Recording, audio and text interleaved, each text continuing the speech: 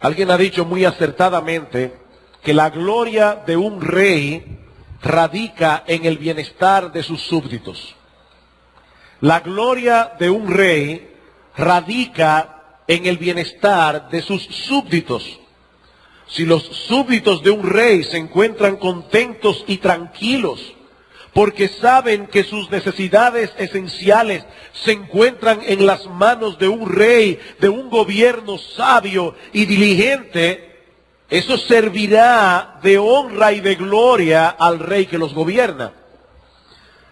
Si esa aseveración es cierta, y yo creo que la es, entonces, mis hermanos, nosotros vemos la enorme importancia que tiene el tema que nosotros comenzamos a exponer hace 2 domingos atrás sobre la decadencia espiritual. La mayoría de nosotros y los miembros de esta iglesia saben que en el Catecismo Menor de Westminster la primera pregunta es: ¿para qué fuimos creados? Y la respuesta es: fuimos creados para glorificar a Dios y gozarnos en Él por siempre. Por lo tanto, mis hermanos, es muy penoso cuando los que profesan ser cristianos se encuentran viviendo vidas miserables. Ahora, yo debo aclarar que cuando estoy hablando de vidas miserables, yo no me estoy refiriendo a una persona que no goza de buena salud, yo no estoy hablando de una persona que no tiene una buena posición económica. Hace poco celebramos el fin de año. Yo no sé cuál es la costumbre en otros países, pero en el nuestro, cuando tocan las campanadas de las 12 de la medianoche, las personas se felicitan.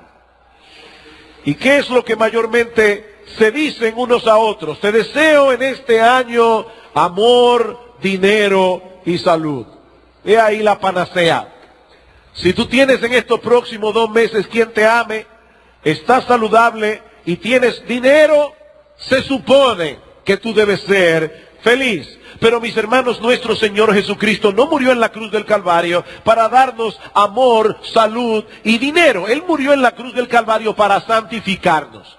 Él murió en la cruz del Calvario, dice Pablo en Tito capítulo 2, versículo 13, para redimirnos de toda iniquidad, para purificar un pueblo para sí, un pueblo propio, celoso de buenas obras. De manera que cuando estamos hablando de un creyente que está disfrutando de bienestar, nosotros estamos hablando de un creyente que está cultivando su vida de piedad. Estamos hablando de un cristiano que está mortificando los pecados que todavía moran en él.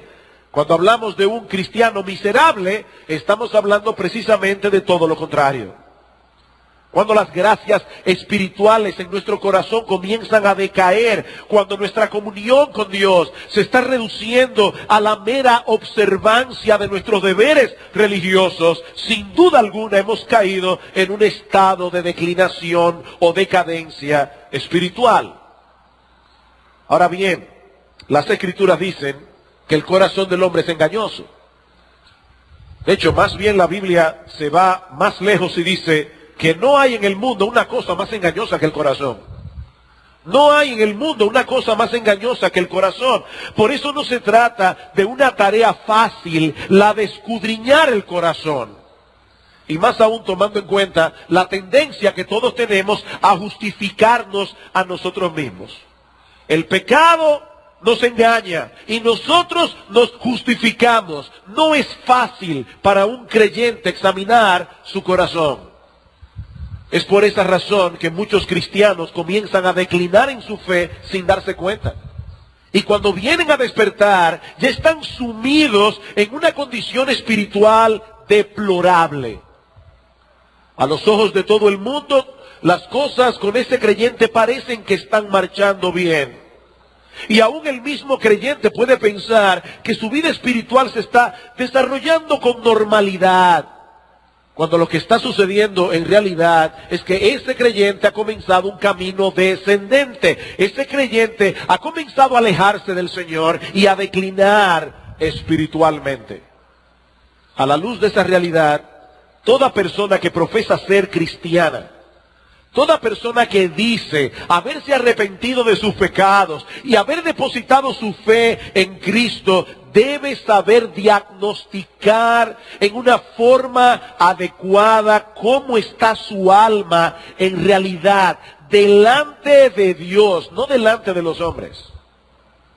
¿Cuáles son los síntomas de que ese proceso de declinación espiritual ha comenzado? Y voy a comenzar precisamente viendo los síntomas que marcan el inicio de ese proceso de decadencia, porque si nosotros podemos tomar el problema en sus inicios, va a ser más fácil revertir sus efectos y erradicar el mal. Debo ser justo aquí y decir que estoy basándome mayormente para este mensaje en un libro que escribió en el siglo XIX un autor llamado Octavio Winslow. El libro se titula La declinación personal y el avivamiento de la religión en el alma. ¿Cuáles son los síntomas de que una persona ha comenzado a decaer espiritualmente? Bueno, en primer lugar, ese estado de decadencia espiritual se caracteriza no por una declinación marcada en nuestra percepción de la verdad, sino en la ausencia de gozo y deleite espiritual que debemos derivar de esas verdades. Voy a repetirlo otra vez, es un encabezado largo. Ese estado espiritual de decadencia, cuando está comenzando, no se caracteriza por una declinación marcada en nuestra comprensión de la verdad, sino más bien en la ausencia de gozo y deleite espiritual que nosotros debemos derivar de esas verdades. Este creyente continúa percibiendo la verdad. Él puede definir con precisión los puntos principales de su fe. Él puede explicar teológicamente cómo se interrelacionan todas estas doctrinas, la importancia de cada una de ellas, pero aún así, este cristiano no está experimentando gozo, no está experimentando deleite, el gozo y el deleite que debe producir la doctrina en el corazón. Dice Winslow, el juicio no habrá perdido nada de luz, pero el corazón sí habrá perdido mucho de su fervor. Las verdades de la revelación, especialmente las doctrinas de la gracia, fuimos elegidos, fuimos llamados, Cristo murió por nosotros, seremos preservados. Esas doctrinas ocuparán la misma posición que tenían antes, pero aún así, la influencia de estas verdades serán escasamente experimentadas. Escasamente experimentadas. No serán esas verdades las que mantendrán el alma de este creyente confiada, tranquila y gozosa en el Señor, aún en medio de las pruebas, aún en medio de la aflicción. Y ahí está ese creyente en la iglesia, en el culto de adoración, cantando junto con todos los demás acerca de la majestad de Cristo, acerca de su obra redentora. Me glorío en Jesucristo, que con su sangre me salvó. Por mis pecados Él sufrió y murió y los pagó en la cruenta cruz. Me glorío en Jesucristo, quien el poder del mal venció. Fue sustituto, Cordero de Dios, y mi justicia descansa en Él. Y ese creyente está captando perfectamente el significado de cada una de estas líneas, pero su corazón no reacciona con gozo. Su corazón no reacciona con la confianza que esas verdades deberían producir en un verdadero hijo de Dios. Los hermanos que están a su lado no pueden darse cuenta de que algo no anda bien, porque él está cantando, él está haciendo exactamente lo mismo que están haciendo los demás. Él no ha llegado a ese estado tan profundo de decadencia espiritual en la que un creyente ni canta siquiera, no. No, esto está comenzando en su corazón. Él canta todavía, él entiende lo que canta, pero no experimenta el gozo que esas verdades reveladas por Dios deben producir en el corazón de un cristiano, mis hermanos, eso es un síntoma de que el proceso de decadencia ha comenzado. Ese es un síntoma de que hay un proceso de decadencia obrando en el corazón de ese creyente. ¿Qué dice Cristo? Este pueblo de labios me honra, mas su corazón está lejos de mí. Este pueblo de labios me honra, pero su corazón está lejos de mí. Alguien dijo muy acertadamente que la religión que no se deleita en Dios no es religión verdadera. La religión que no se deleita en Dios no es religión verdadera. Mi hermano, si has llegado al punto en que no encuentras deleite en Dios, no encuentras deleite en su verdad revelada, aunque conozcas tales verdades y tu mente siga creyendo en ellas, debes saber que estás comenzando a decaer espiritualmente. Esa puede ser la razón, sospecho yo, por la que a algunas personas les es tan difícil mantenerse conectadas con el tema del sermón cuando termina el culto. Están aquí sentadas, la palabra de Dios debió haber hablado a su corazón, pero termina el culto y ellos comienzan a hablar de pelota. Ellos comienzan a hablar de economía. Ellos comienzan a hablar de política. ¿Saben por qué? Porque de la abundancia del corazón habla la boca. De la abundancia del corazón, dice Cristo, habla la boca. Hermanos, no basta con tener el intelecto lleno de doctrinas. No, esas doctrinas deben gobernar nuestros corazones. Segundo síntoma. Este estado de decadencia espiritual se caracteriza no por la reducción de las normas de santidad, sino porque el corazón no está procurando activamente conformarse a esa norma. Repito, ese proceso de decadencia en sus inicios no se caracteriza porque el individuo reduce las normas de santidad que él ya conoce, sino más bien porque su corazón no está procurando activamente conformarse a esa norma de santidad. Noten, mis hermanos, que aquí no estamos hablando de un individuo que abierta y atrevidamente a lo bueno le llama malo y a lo malo le llama bueno, como dice el profeta Isaías. No, este creyente no ha reducido sus normas de santidad, pero aún así su corazón no está procurando activamente conformarse a esa norma. Y aquí yo debo aclarar algo que es sumamente importante, para que ninguno aquí salga con su conciencia cargada sin necesidad. Yo quiero que tu conciencia salga cargada con necesidad, pero no sin necesidad. Por eso, hermanos, es importante aclarar que todo creyente que está caminando cerca de Dios, todo cristiano que está creciendo en gracia, cuya vida espiritual es saludable, ese creyente va a experimentar una lucha en su corazón.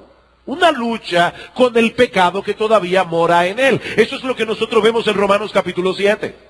El apóstol Pablo tenía esa lucha. Dice él al partir del versículo 15 de Romanos 7, lo que yo hago no lo entiendo. No lo entiendo. Porque no hago lo que quiero, sino lo que aborrezco, eso hago. Hay una relación de amor y odio con el pecado en el creyente. Mi hermano, ¿por qué tú eres tentado a pecar? Porque todavía ese pecado con el cual estás siendo tentado te atrae. Te atrae. Pero al mismo tiempo hay una lucha, si tienes el Espíritu Santo, porque tú no quieres pecar. Quieres y no quieres. Por eso Pablo dice, no lo entiendo. No hago lo que quiero, sino lo que aborrezco, eso hago. Y sigue diciendo él, así que, queriendo yo hacer el bien, hallo esta ley, que el mal está en mí. Seguramente la mayoría de ustedes recordarán a Alquímedes. Alquímedes, aquel individuo que un día se metió en una bañera, el agua subió y él descubrió lo que se llama la ley de Alquímedes, que hay una proporción entre la masa de un cuerpo y el desplazamiento del agua. Y dice la historia o la leyenda, no sabemos si es verdad, que cuando Alquímedes descubrió eso, dijo, ¡Eureka! Eureka, esa es una palabra griega que significa, lo he descubierto. Bueno, esa es exactamente la palabra griega que usa Pablo en Romanos capítulo 7. Pablo está diciendo, cuando yo quiero hacer el bien, yo descubro esta ley. Cuando yo quiero leer el periódico no hay problemas. Cuando quiero sentarme a ver los noticieros en televisión o ver una película no hay problema. Pero desde que digo voy a apagar el televisor y voy a leer la Biblia, la situación cambia inmediatamente. Comienza una lucha. ¿Por qué? Porque el pecado todavía mora en nosotros. Así que mi hermano, si eso es lo que tú estás experimentando en tu vida, eso es normal.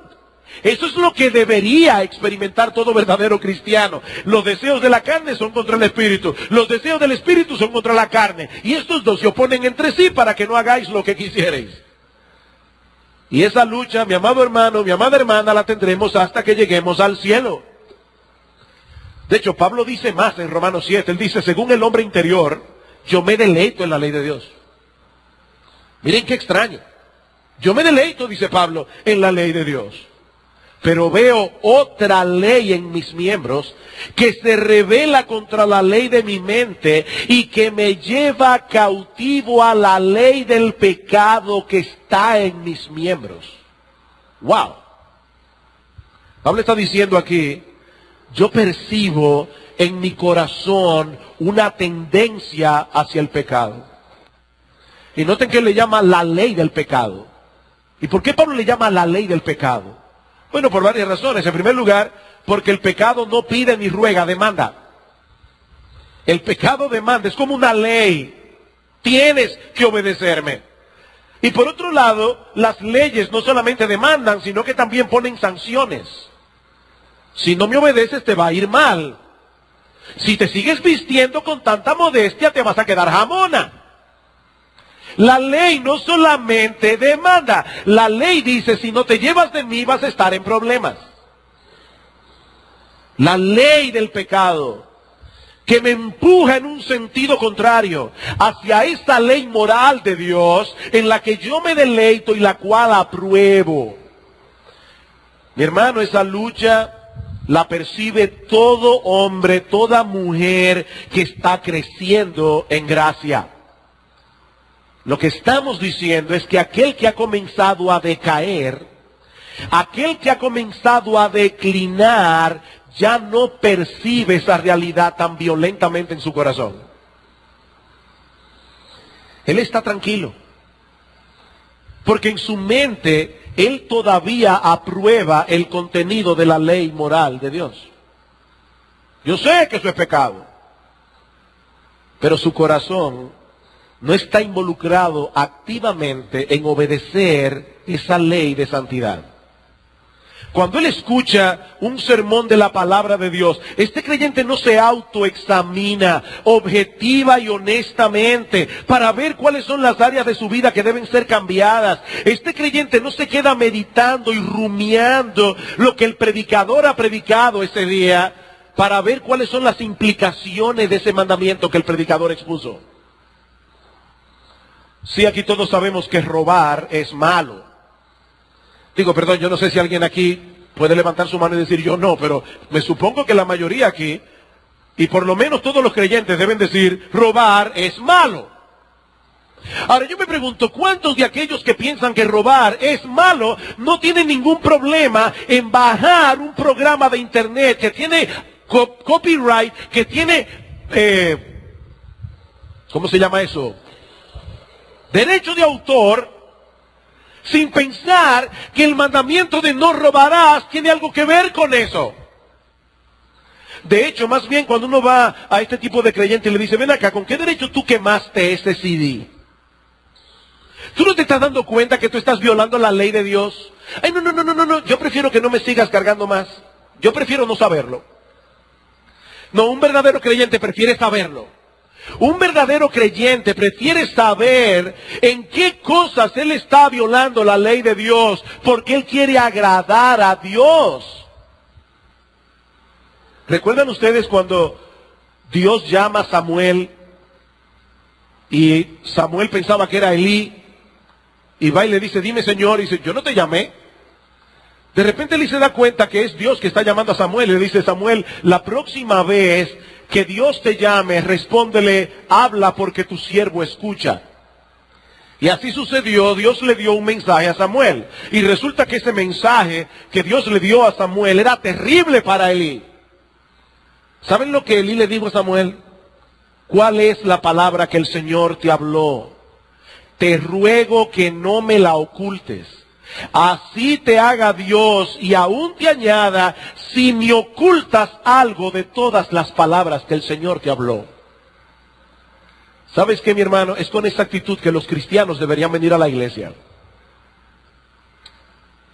No hablen tanto de deberes. Ya yo estoy demasiado cargado. No, dime, ¿cómo yo puedo agradar más a mi Señor? Dímelo, yo quiero oírlo. Dímelo, yo quiero saber cómo más puedo parecerme a Jesucristo. Eso es lo que hace un creyente. Cuando Samuel le dijo a Elí lo que Dios había revelado, ¿cuál fue la reacción de Elí? Jehová es. Haga lo que bien le pareciere. Para eso Él es Dios. Mis hermanos, la verdadera espiritualidad no radica en la capacidad de entender la verdad. La verdadera espiritualidad no radica en la capacidad que un hombre tenga de predicar la verdad. No, la verdadera piedad se manifiesta en la manera como esa verdad controla nuestras acciones, controla nuestras palabras, controla nuestras decisiones, nuestros sentimientos, nuestras ambiciones, nuestras metas. ¿Qué dice Cristo en las bienaventuranzas? Bienaventurado el que tiene hambre y sed de justicia.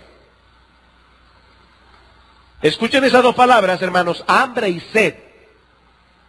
Hambre, un anhelo profundo de copiar, de imitar el carácter justo de Dios.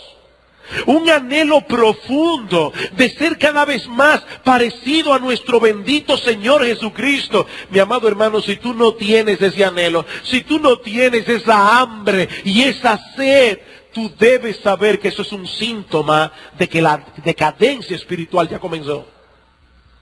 Decadencia espiritual. Muchas personas que están pasando por una etapa de decadencia se sienten cómodos en la iglesia siempre y cuando el predicador hable de verdades generales. Verdades generales. Alguien decía que hay algunos predicadores, y yo he dicho eso antes, que son como esos malabaristas de circo, que ponen a una mujer en una rueda y la gracia está en que le tira muchos cuchillos pero no le pega ninguno. Hay predicadores que son así, mientras él tira el cuchillo que no se le pega a nadie, el creyente que está decayendo espiritualmente dice amén, qué bueno, qué buen mensaje. Pero cuando el predicador desciende al terreno de lo específico, cuando comienza a poner el dedo sobre la llaga, cuando el predicador comienza a exponer el significado de esa verdad que ha sido expuesta, cuáles son los pecados que esa verdad manifiesta en nosotros, cuáles son los cambios que nosotros debemos implementar en nuestras vidas a la luz de esa verdad, cuando la predicación activa nuestra conciencia y nos dice, tú eres ese hombre, entonces reaccionamos como Acab. ¿Recuerdan cuando Josafat le dice a Acab, ¿hay algún profeta de Jehová aquí? Dice Acab, hay uno, pero yo lo aborrezco. Se llama Micaías, pero yo lo odio, dice Acab, porque siempre me profetiza mal. Todo lo que me dice es en mi contra. Mis hermanos, déjenme decirles algo, los predicadores no nos deleitamos en venir al púlpito a intranquilizar a los oyentes. No es que nosotros somos sadomasoquistas. Nos gusta hacer sufrir y sufrir nosotros, porque no es nada fácil cuando uno tiene un auditorio en contra. Y cuando uno sabe que alguien va a salir por allá a criticar a uno. Eso no causa deleite. Pero si no somos heridos por la predicación, mis hermanos, tampoco podremos ser sanados. Si no somos heridos por la predicación, no podremos ser sanados. Es únicamente cuando el mal es expuesto, cuando nosotros vamos a Cristo, procurando que su sangre nos continúe limpiando de todo pecado. ¿Qué hemos visto entonces? Que la decadencia espiritual se manifiesta no por una marcada declinación en nuestra percepción de la verdad, pero sí en ausencia del gozo y el deleite espiritual que esa verdad debe producir. Segundo, no por la reducción de las normas de santidad, sino porque el corazón no procura ni anhela conformarse a esa norma. En tercer lugar, en ese estado de decadencia espiritual se caracteriza por una pérdida de vigor y actividad de las gracias espirituales que Cristo implantó en nosotros en la conversión. Suena muy complicado, no es nada complicado. ¿Cómo se manifiesta la declinación? Por una pérdida de vigor. ¿Saben lo que es eso, verdad? Cuando tú llegas a tu casa cansadísimo, sin fuerzas, eso es una pérdida de vigor físico. Bueno, lo que estamos diciendo es que la decadencia se caracteriza por una pérdida de vigor y de actividad. El que no tiene vigor prefiere sentarse a descansar de las gracias que Cristo implantó en nosotros en la conversión. En 2 de Pedro capítulo 1, los versículos 3 y 4, Pedro nos dice que los creyentes hemos sido hechos partícipes de la naturaleza divina. ¿Pero eso qué significa? Bueno, obviamente eso no significa que al convertirnos Dios nos convierte en mini dioses. No, nosotros no somos dioses en miniatura. Lo que Pedro está diciendo es que el cristiano es una persona en quien Dios ha implantado o ha plantado, si prefieren pensarlo así, aquellas características divinas que son las que conforman la vida de piedad. En palabras más simples, un cristiano no es una persona a quien le han perdonado todos sus pecados, meramente. Todos los pecados le han sido perdonados, pero esa no es toda la historia. Lo que Pedro dice en el texto es que todas las cosas que pertenecen a la vida de piedad, que son propias de la vida de piedad, han sido implantadas en el alma de ese individuo. Por lo tanto, el verdadero creyente está llamado a manifestar esas características de piedad en un grado o en otro. Estas características que llamamos gracias espirituales del alma. Cuando el creyente está creciendo y está desarrollando su vida espiritual, esas gracias están vigorosas y activas. De tal manera que nosotros podemos ver en ese creyente los frutos del Espíritu o el fruto del Espíritu. Amor, gozo, paz, paciencia, benignidad, bondad, fe, mansedumbre, templanza o dominio propio. Pero tan pronto entramos en un estado de decadencia espiritual, esas gracias se debilitan. Esas gracias disminuyen su vigor y su actividad. ¿Y saben cuáles son los momentos en los que Dios nos hace ver que eso ha empezado a suceder? Cuando estamos en problemas. Cuando Él nos mete en el horno de la aflicción. Allí es que se ve. Un creyente que está atravesando por un periodo de decadencia no está preparado para recibir los embates de vivir en un mundo caído. Mis hermanos, ¿por qué muchos creyentes reaccionan con amargura? ¿Por qué muchos creyentes reaccionan con resentimiento cuando alguien los ofende? O cuando él se siente ofendido, porque hay personas que se sienten ofendidos y que nadie los haya ofendido. Es una interpretación. Pero ¿por qué ocurre eso? Porque las gracias de la humildad, la gracia de la mansedumbre, la gracia del dominio propio se encuentran terriblemente debilitadas. Por eso es que Pablo nos exhorta a fortalecernos en el Señor y a vestirnos de toda la armadura espiritual para que cuando llegue el día malo nosotros podamos resistir. ¿Han visto ustedes alguna vez a un soldado poniéndose la armadura en medio de una guerra? No, uno se prepara para la guerra fuera del campo de batalla. Eso no se hace uno tirando los tiros. Bueno, lo que Pablo dice es, fortalécete en el Señor, vístete de toda la armadura, porque el día malo va a venir. Eso escríbelo. el día malo vendrá. Y si tú estás declinando espiritualmente, tú no vas a estar preparado para eso. No estás preparado. Son esos creyentes que tienen una lista de contabilidad larga. Ellos no saben perdonar. Ellos no saben olvidar. Ellos no saben lo que es cubrir algo con un manto de amor. ¿Por qué? Las gracias que Dios implantó en nosotros han perdido su vigor. Estás declinando espiritualmente. En cuarto lugar, ese estado de decadencia espiritual se manifiesta cuando leemos la Biblia, pero no con un sincero deseo de conocer la mente de Dios para obedecerle y agradarle, sino por una mera costumbre o para satisfacer un anhelo intelectual. Repito, ese estado de decadencia espiritual cuando está comenzando, porque cuando ya está desarrollado ni lee la Biblia. Pero estamos hablando aquí de una persona que todavía lee la Biblia. Todavía la lee, pero no con un sincero deseo de conocer la mente de Dios, para obedecer a Dios, para agradar a Dios, sino por una mera costumbre o por un anhelo de satisfacer el hambre intelectual. ¿Saben una cosa, mis hermanos? La lectura de la Biblia es un termómetro.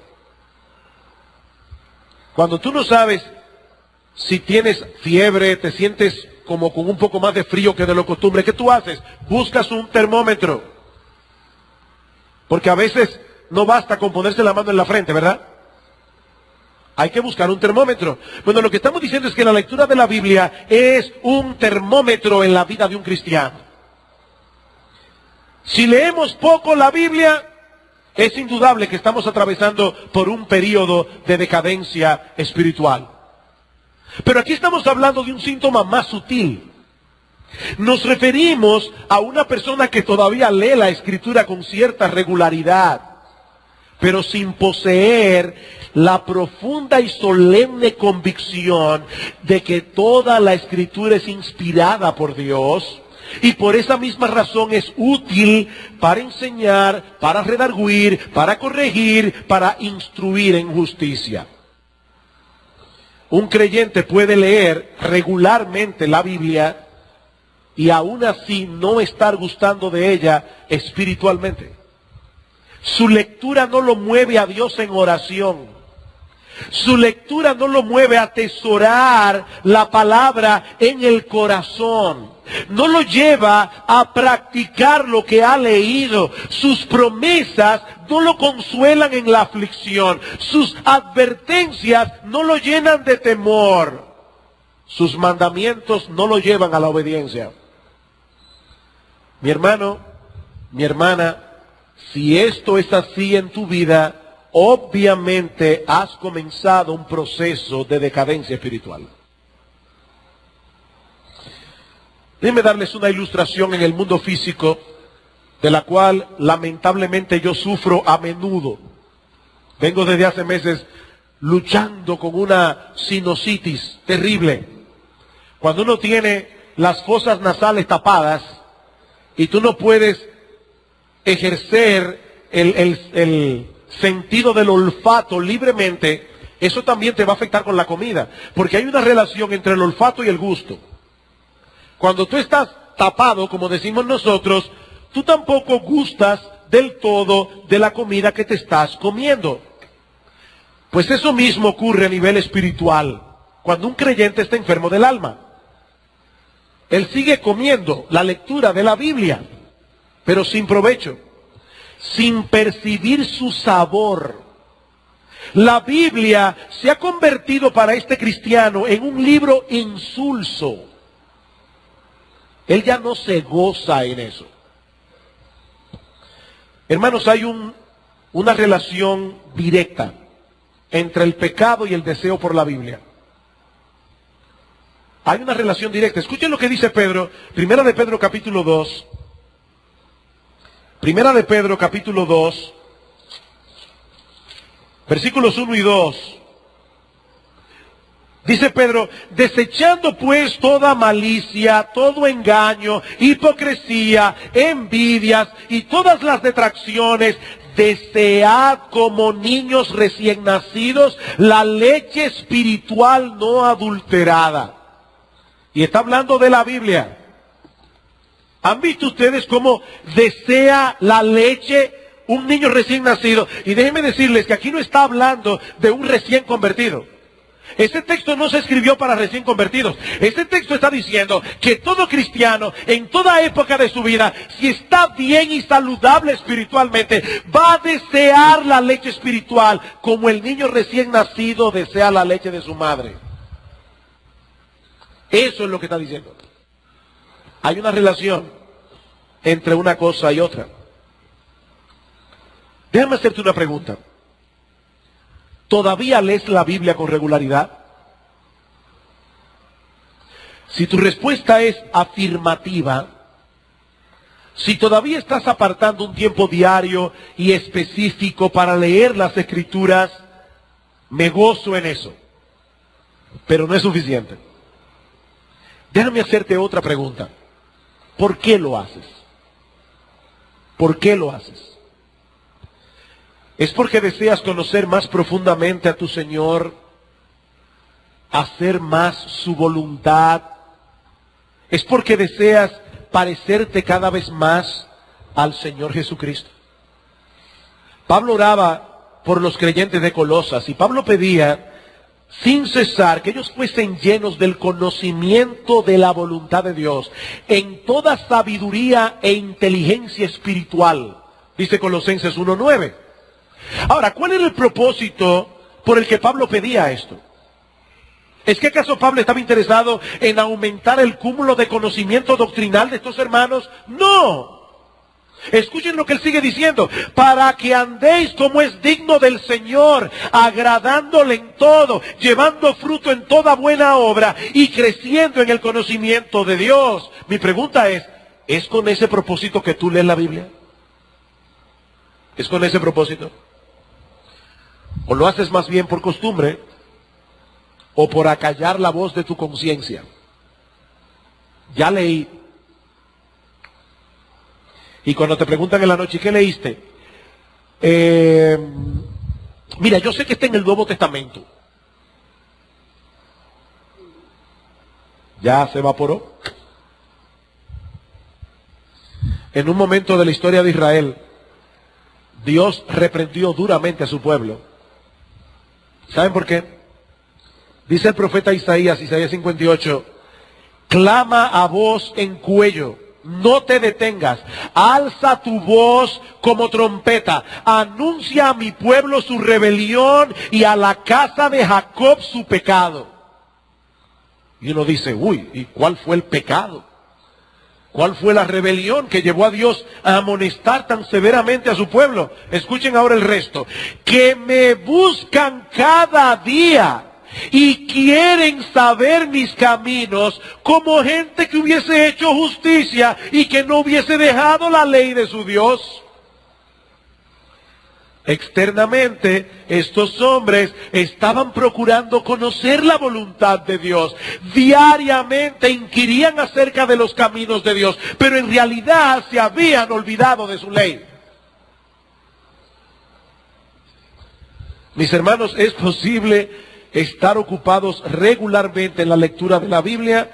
Cada día lo hacían estos hombres, cuando en realidad, en una forma práctica, hemos puesto a un lado la ley de Dios. Sus promesas ya no son nuestros consuelos, en el consuelo en el día de la aflicción. Sus advertencias no nos hacen temer, sus mandamientos no nos mueven a la obediencia.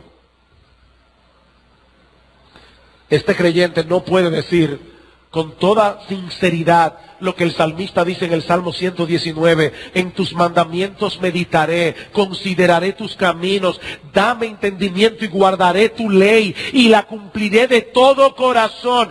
Me regocijaré en tus mandamientos, los cuales he amado. Alzaré asimismo mis manos a tus mandamientos que amé y meditaré en tus estatutos. Obviamente, para este cristiano, la ley moral de Dios no era una camisa de fuerza. Y saben una cosa, muchos cristianos ven la ley de Dios de esa manera. No, la ley de Dios no es una camisa de fuerza. ¿Saben lo que dice el salmista en el Salmo 119? Andaré en libertad porque guardé tus mandamientos. Andaré en libertad, porque guardé tus mandamientos. La ley moral de Dios es el camino de la gente libre. ¿Saben para qué Dios nos libertó del pecado? Precisamente para que ahora, libre y deleitosamente, nosotros podamos obedecer la ley de Dios. ¿Qué dice Cristo? El más libre de los hombres. Mi comida es hacer la voluntad del que me envió. Esa es mi comida. De eso es que yo me alimento. Pero cuando un cristiano actúa irreflexiblemente, sin preocuparse mucho por lo que Dios dice en su palabra, acerca de esto, acerca de aquello, sin examinar qué piensa Dios acerca de este aspecto de la vida o de este otro aspecto, cuando no busca consejo de nadie, o busca consejo en aquellos que él sabe que le van a decir lo que él quiere oír, cuando un creyente está así, no hay duda, está declinando espiritualmente.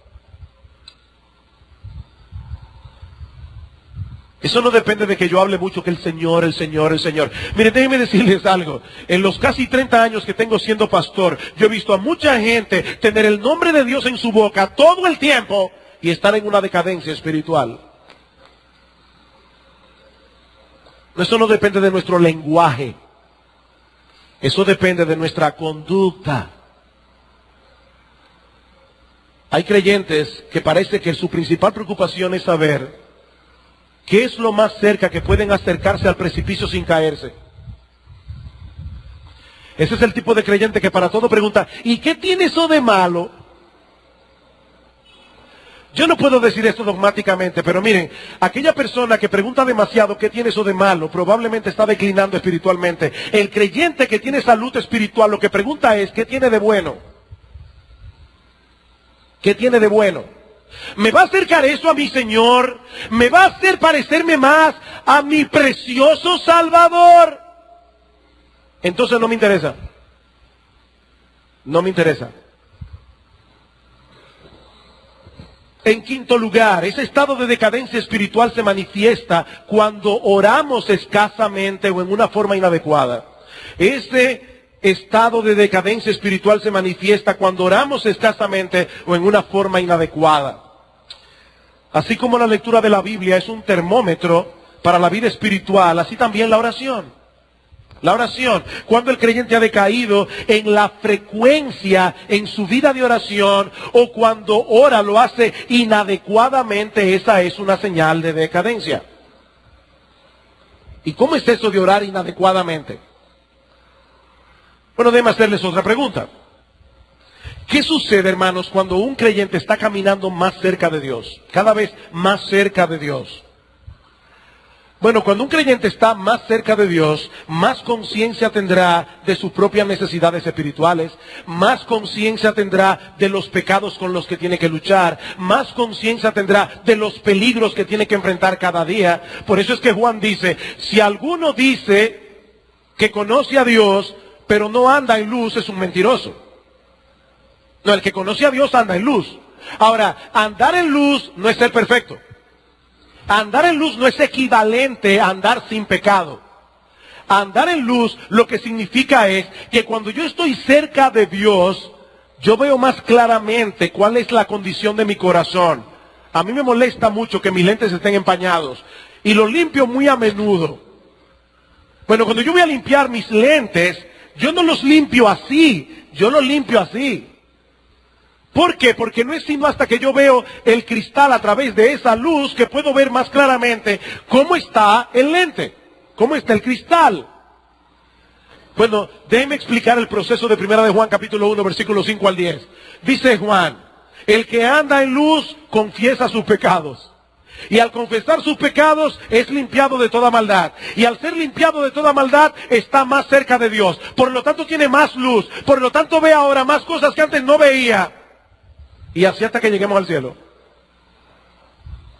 Cuando un creyente anda en luz, él ve tan claro que él no tiene que estar buscando en su mente, ¿y qué más le voy a decir a Dios? Ya oré 5 minutos y se me acabaron los temas.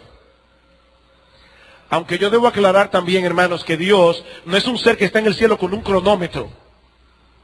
Oró solo 5 minutos, no le voy a responder su oración. Dios no es así. Hay momentos en que no podemos orar más de 1 minuto. Hay momentos en que lo único que podemos hacer es enviar una llamada al cielo de auxilio. Y Dios hasta eso lo oye. Pero aquí estamos hablando de la vida regular de un creyente. ¿Por qué hay cristianos que se postran a orar y a los 5 minutos se le agotan los temas? Sencillamente porque no se están dando cuenta de cuáles son sus pecados. No está viendo claramente sus luchas. No está viendo claramente los peligros que le acechan. Mis queridos hermanos, el fervor en nuestras oraciones crecerá en la misma medida en que nosotros tenemos un entendimiento de nuestras debilidades, un entendimiento de nuestros pecados, de nuestras corrupciones internas. Richard Baxter dice, él recomienda a todo aquel que no sabe qué pedir, que estudie bien su corazón y su vida. Y dice él, pronto encontrará una multitud de corrupciones internas que lamentar, una multitud de carencias que deben ser suplidas, debilidades que deben ser fortalecidas, desórdenes que deben ser rectificados y pecados que deben ser perdonados. En sexto lugar, ese estado de decadencia espiritual se manifiesta cuando descuidamos el deber de confesar adecuadamente nuestros pecados delante de Dios. Ese estado de decadencia se manifiesta cuando descuidamos el deber de confesar adecuadamente nuestros pecados delante de Dios. Cuando un creyente no manifiesta preocupación por confesar sus pecados, tan pronto su conciencia lo acusa, o cuando los confiesa en forma general. ¿Han visto ustedes ese tipo de persona, verdad? Perdóname lo que yo te haya ofendido. Eso es un peligroso síntoma de decadencia espiritual. El creyente que no confiesa regularmente sus pecados, llamándolos por su nombre,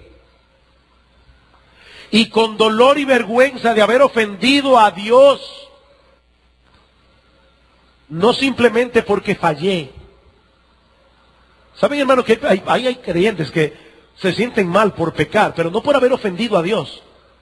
Es que en su orgullo ellos no admiten haber fallado. Eso es terrible porque están confesando el pecado pecaminosamente. No, el problema no es que fallaste o que yo fallé. Vamos a fallar. Ya de antemano sabemos que nosotros somos un saco de debilidad. Ese no es el punto. El punto es, Señor, yo pequé contra ti, yo te ofendí, perdóname. Dice David en el Salmo 32 que un hombre que hace eso es bienaventurado. Es bienaventurado. ¿Cuán bienaventurado es aquel cuya transgresión es perdonada, cuyo pecado es cubierto? ¿Cuán bienaventurado es el hombre a quien el Señor no culpa de iniquidad y en cuyo espíritu no hay engaño? Y ahora él dice, mientras callé mi pecado, mi cuerpo se consumió. ¡Wow!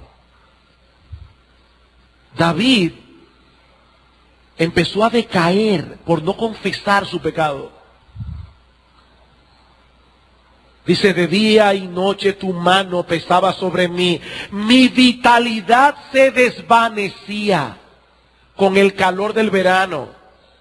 Pero finalmente, ¿qué tomó él? ¿Qué resolución tomó él? Dice, te manifesté mi pecado, no encubrí mi iniquidad. Dije, confesaré mis transgresiones al Señor y tú perdonaste la culpa de mi pecado. Señor, perdóname, yo fui un orgulloso. Perdóname porque esa frase que yo le dije a fulano de tal, la dije con la conciencia de que yo quería llamar la atención sobre mí. Perdóname, Señor. Perdóname, Señor, porque posé mis ojos en la televisión o en la internet, en cosas que un cristiano cuyos ojos han sido comprados con la sangre de Jesucristo no debía mirar. Perdona mi lascivia, perdona mi pecado, Señor. Nombre y apellido.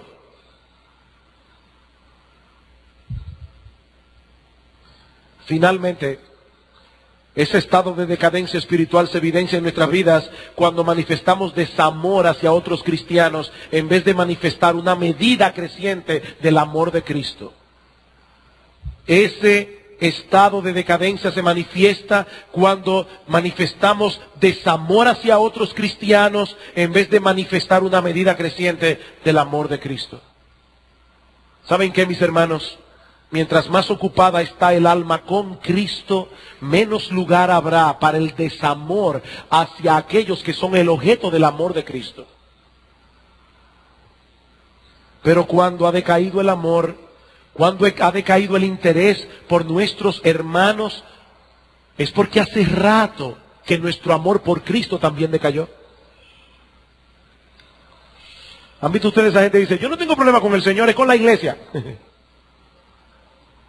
¿Cómo que tú no tienes problemas con el Señor? Si alguno dice, yo amo a Dios, y aborrece a su hermano, y recuerden lo que el pastor Salvador decía el domingo pasado, esta palabra aborrecimiento no significa lo odio, quiero que se desaparezca del mapa. No, no necesariamente. El padre que no disciplina a su hijo lo aborrece, dice la Biblia, y no es que quiere hacerlo desaparecer del mapa, es que manifiesta tal desinterés por el bienestar de su hijo que no lo corrige a tiempo, para no meterse en problemas. Entonces el desinterés es aborrecimiento en la Biblia. ¿Y qué dice Juan? El que dice, yo amo a Dios y aborrece a su hermano es un mentiroso. Pues el que no ama a su hermano a quien ha visto, ¿cómo puede amar a Dios a quien no ha visto? Y nosotros tenemos este mandamiento de él, el que ama a Dios, ame también a su hermano. Una persona que vive centrada en sí misma, mayormente preocupada por sus problemas, que a la primera oportunidad que se le presente guiará la conversación sobre su situación, sobre las cosas que constituyen sus preocupaciones personales, está dando señales inequívocas de decadencia espiritual. Hay personas que yo no sé cómo se las ingenian, pero de una forma u otra, ellos van a llevar la conversación para hablar de sus problemas, de su vida, de sus hijos, de su marido, yo.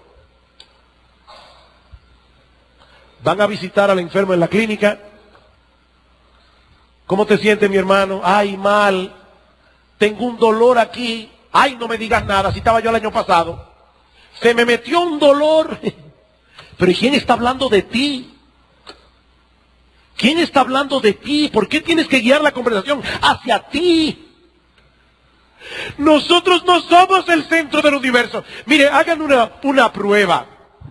Hagan una prueba, van a ver qué tan difícil es. Decida vivir 24 horas sin decir yo.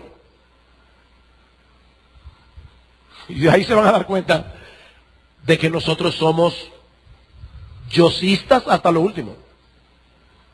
Yo, mis problemas, mis hijos, mi marido, mi inquietud, mi.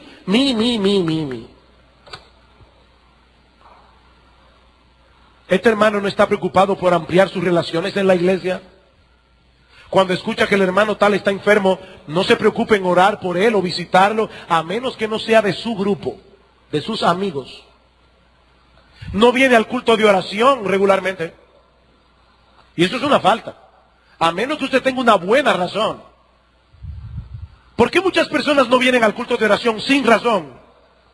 Bueno, por un lado, porque pueden haber perdido la confianza en la oración corporativa, en lo que Dios hace a través de la oración de la iglesia, pero también puede estar manifestando que a él no le importa lo que está pasando con el cuerpo de Cristo, ni aquí ni en otros lugares. Eso es una señal inequívoca de decadencia espiritual. Ahora déjame decirte algo para concluir. Yo tengo una buena noticia para ti. Saben que cuando estaba preparando este sermón, yo pensé, y así se lo dije a uno de los pastores, yo tengo 7 puntos en mi sermón. Cada uno de esos puntos puede ser un mensaje. Ahora, yo creo que es bueno poder darlo todos juntos. No para aplastarte, mi hermano, mi hermana. Es para que puedas tener una visión más amplia, general, y puedas autoexaminarte a ti mismo ya, hoy. Hoy, ahora. Ahora, si te has examinado a ti mismo y a través de estos síntomas dices, uy, estoy comenzando a declinar, o lo que es peor, hace rato que yo estoy en decadencia, Yo tengo una buena noticia para ti. Mi hermano, mi hermana, la misma gracia que te salvó cuando eras incrédulo, esa misma gracia está disponible para nosotros hoy para recobrarnos espiritualmente si estamos atravesando por un periodo de declinación espiritual. Ahí está la gracia, mi hermano. Ahí está la gracia. Ahí está el Evangelio. Ese es el mensaje de Cristo a las iglesias de Apocalipsis. Yo puedo resumir por lo menos 5 de estas cartas de Cristo en 2 encabezados. Examínate y arrepiéntete. Examínate y arrepiéntete. ¿Sabes qué significa eso, mi hermano? Que hay esperanza para ti, si eres creyente. Hay esperanza. Algunas de esas iglesias estaban muy mal. Y todavía Cristo le dice, examínate, arrepiéntete. Examínate, arrepiéntete, sin importar cuál es tu condición actual. Y nota que en cada una de esas cartas, el Señor en una forma expresa nos hace ver que lo que Él está diciendo a las iglesias, se lo está diciendo a todos los cristianos. El que tiene oído, oiga lo que el Espíritu dice a las iglesias. Esas cartas no eran simplemente para un grupo de cristianos en el Asia Menor hace 2000 años. Esa carta es para ti, mi hermano. Esa carta es para ti, mi hermana. Examínate y arrepiéntete.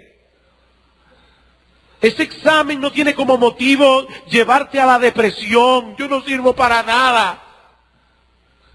¿Sabes una cosa? Es verdad, tú no sirves para nada, ni yo tampoco. En eso tienes toda la razón.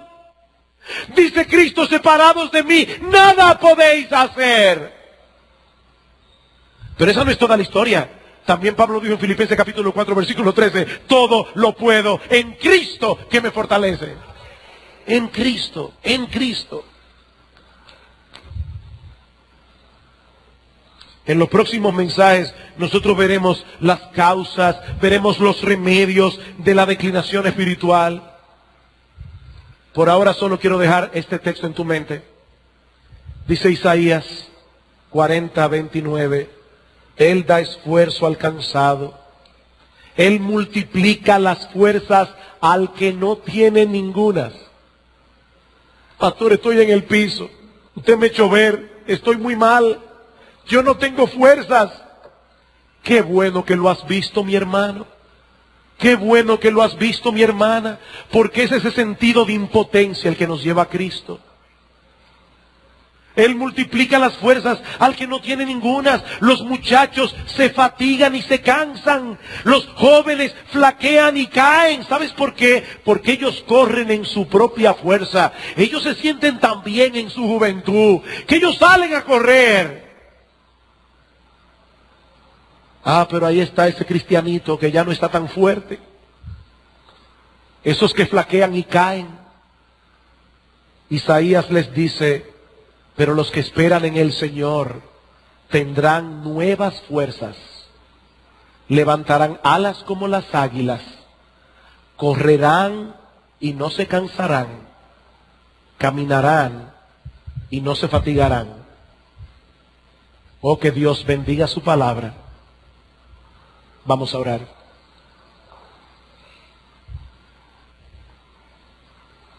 Padre, nosotros te damos gracias porque tú nos has dejado en nuestras manos un libro tan precioso, un libro tan valioso, un libro a través del cual nosotros podemos ver nuestra verdadera condición delante de ti, pero también un libro que nos da la salida, un libro que también nos dice lo que nosotros debemos hacer. Señor, bendice tu palabra en esta mañana. Ayúdanos a cada uno de los creyentes que están aquí en este lugar a poder examinar objetiva y honestamente su vida. Pero ayúdanos también, Padre, para que, como solían decir los puritanos, por cada mirada que demos a nuestro pecado, demos 10 miradas a Cristo, a nuestro Salvador muriendo en la cruz del Calvario. Bendice tu palabra, Señor. Anima aquí a los que están desanimados. Levanta a los caídos, oh Señor. Aquellos que están corriendo bien, anímalos para que sigan corriendo con los ojos puestos en Jesús, quien es el autor y el consumador de nuestra fe. Y aquellos que están aquí sin Cristo, oh Dios, muévelos eficazmente a buscar de esa misma gracia que hoy los puede salvar. Alabado sea tu nombre, en Cristo nuestro Salvador. Amén.